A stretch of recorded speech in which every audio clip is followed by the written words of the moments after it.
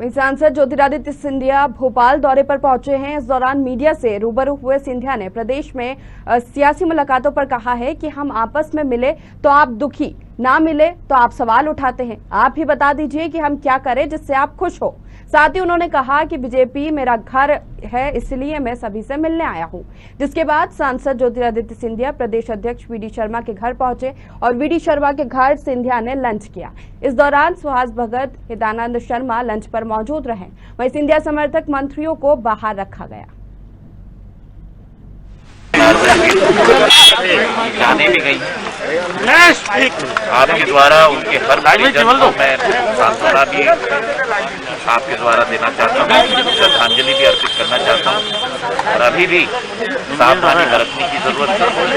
Mask जरूर पहने, थोड़ी दूरी जरूर रखें और टीकाकरण अभियान पूर्ण रूप से आगे बढ़ाने भी आप सब मीडिया चैनल के द्वारा भी मैं निवेदन करना चाहता हूँ।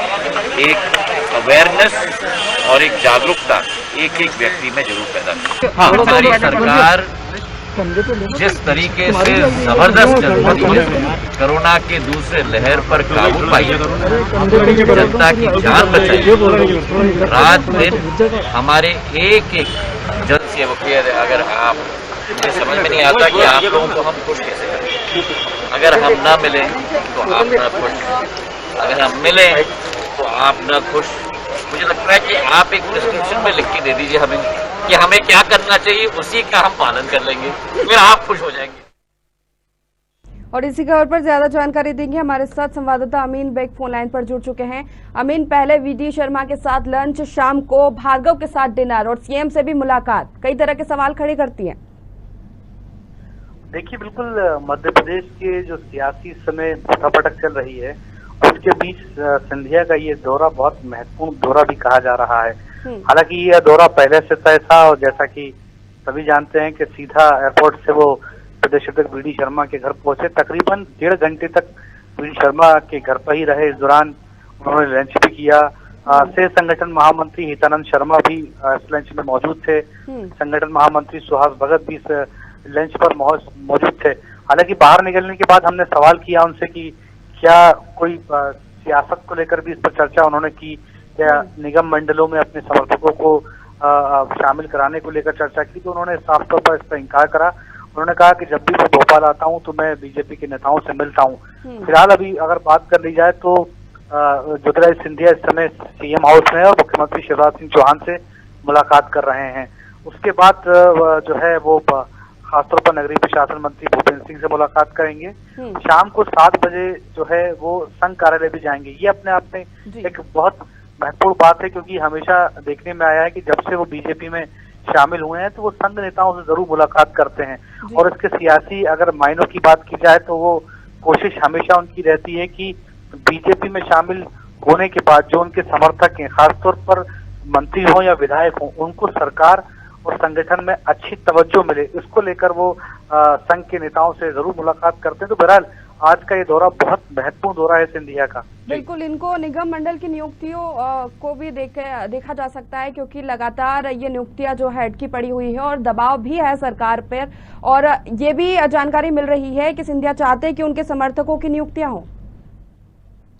देखिए, बिल्कुल निगम मंडलों की नियुक्तियां होना है, हालांकि कब होंगी ये अभी तक साफ नहीं है। लेकिन सिंधिया की जोर आजमाइश यही रहेगी कि ज्यादा से ज्यादा वो निगम मंडलों में अपने लोगों की नियुक्तियां करा पाए। खासतौर पर अगर गिरिराज दंडोतिया की बात करें या इमरती देवी की बात करें या फिर इंदल सिंह कंसाना की बात करें या और भी नेताओं की बात करें जो सिंधिया के साथ कांग्रेस छोड़कर बीजेपी में शामिल हुए थे, ऐसे लोगों को पुनर्वास कैसे कराया जाए, क्योंकि इमरती देवी चुनाव हार चुकी हैं। गिरिराज दंडोतिया जो मंत्री बनाए गए थे वो चुनाव हार गए। कई सारे ऐसे नाम हैं जिनका पुनर्वास को लेकर सिंधिया जो है सरकार और संगठन दोनों से बातचीत कर रहे हैं। तो कोशिश यही रहेगी कि राज्य मंत्री का दर्जा दिलाया जाए, निगम मंडलों में उनकी नियुक्तियां कराई जाए।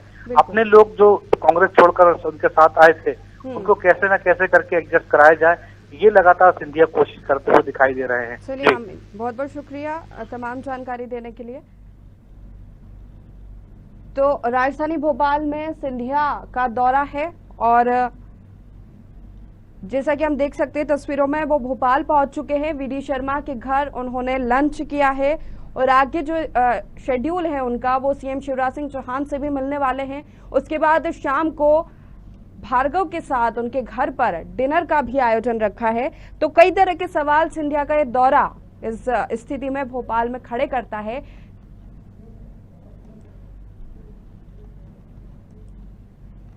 तो आपको बता दें, ज्योतिरादित्य सिंधिया भोपाल पहुंच चुके हैं। इस दौरान मीडिया से रूबरू हुए सिंधिया ने प्रदेश में सियासी मुलाकातों पर कहा है कि अब आपस में मिले तो आप दुखी और ना मिले तो आप सवाल उठाते हैं। आप ही बता दीजिए कि हम क्या करें।